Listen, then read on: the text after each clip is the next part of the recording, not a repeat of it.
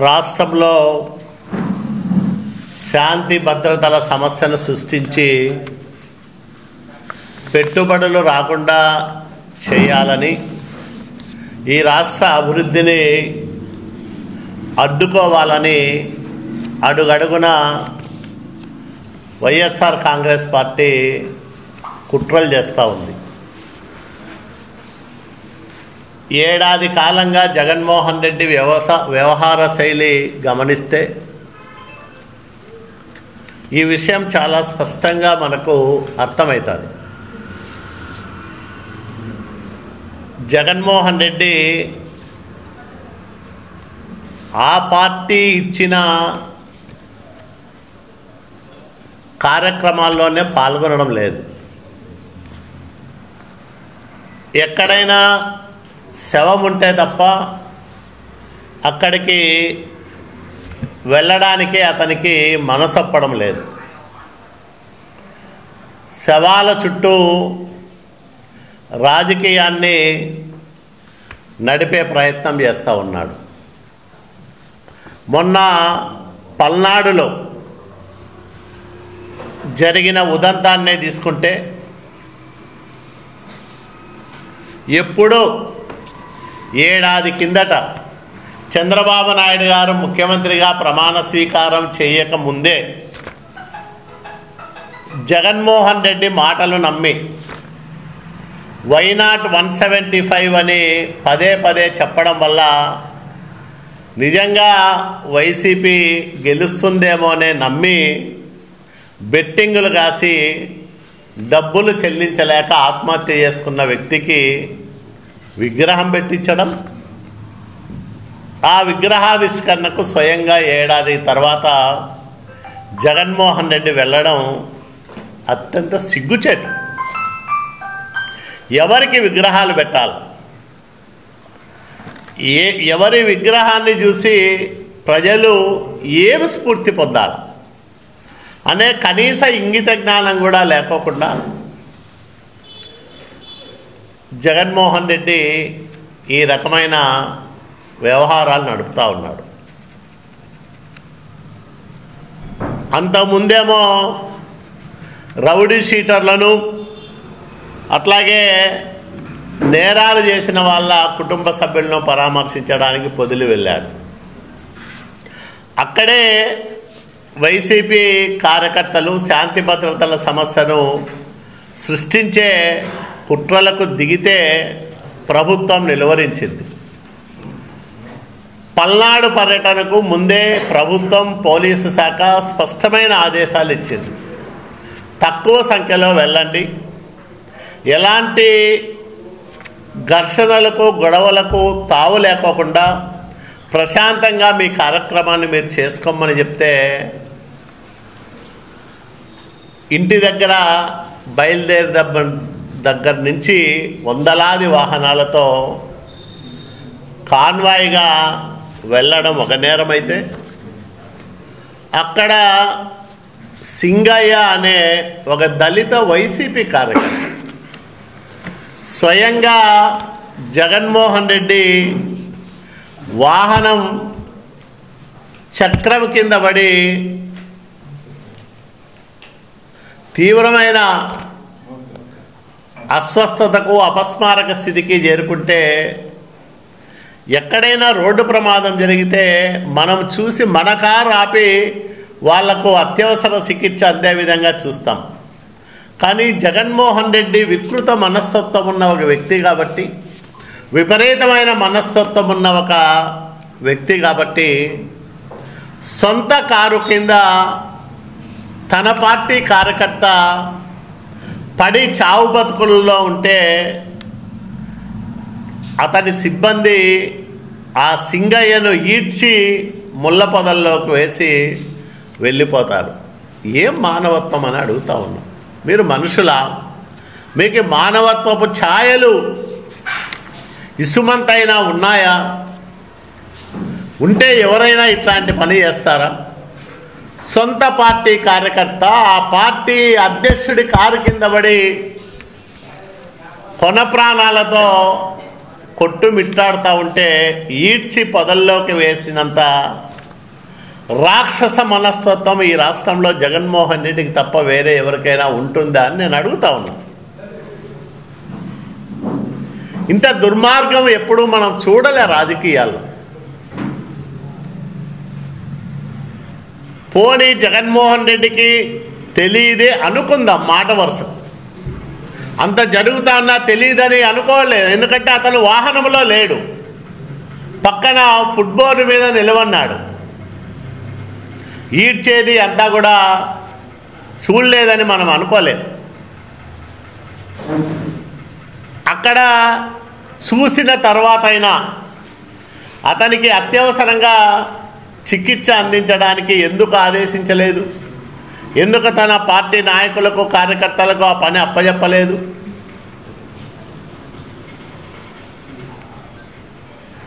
ఒక మనిషి పరామర్శకు వెళ్ళి ఇద్దరి ప్రాణాలను బలి తీసుకోవడం ఎంత నేరం?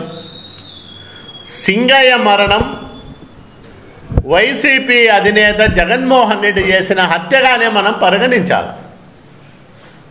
ఖచ్చితంగా దీన్ని తీవ్రమైన నేరంగా చూడాల్సిన అవసరం ఉంది. ప్రమాదం కాదది. ఒక కార్యకర్త తన నాయకుడిని చూడ్డానికి వచ్చి ఆ నాయకుడి కారు కింద పడితే ఈడ్చి మొల్ల పొదల్లో వేసిపోతారంటే ఏమనాల వీళ్ళని? పైగా పశ్చాత్తాపం వ్యక్తం చేయకుండా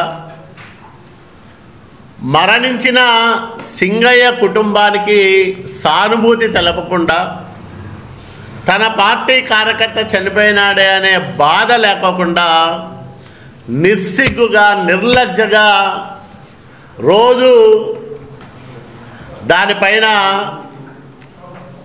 అడ్డంగా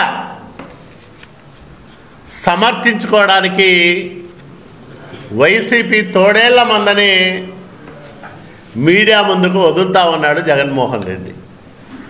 ఏంటి వైపరీత్యం? ఏమిటి పైశాచిక ఆనందం? ఎవరైనా మామూలు మనిషి చేసే పనేనా ఇది?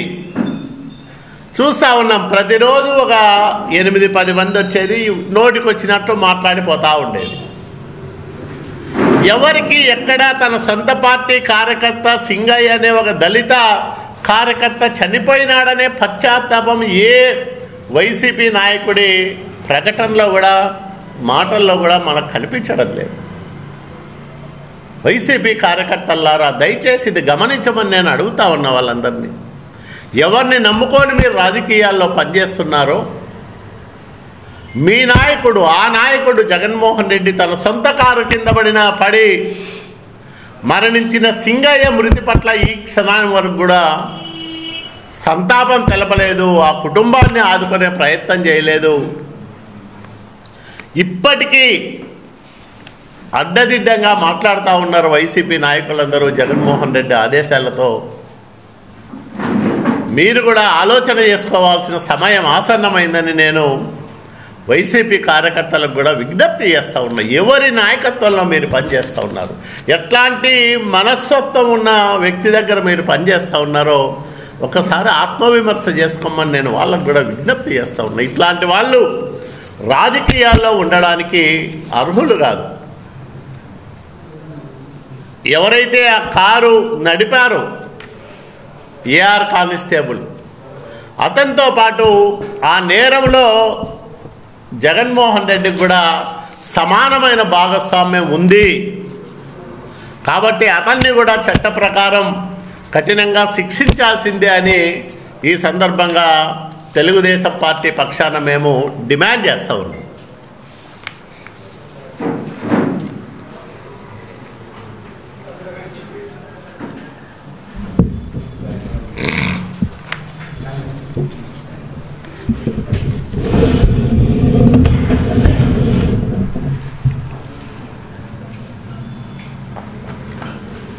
అందరికీ నమస్కారం. ఈ సంవత్సరం కాలం పూర్తయిన తర్వాత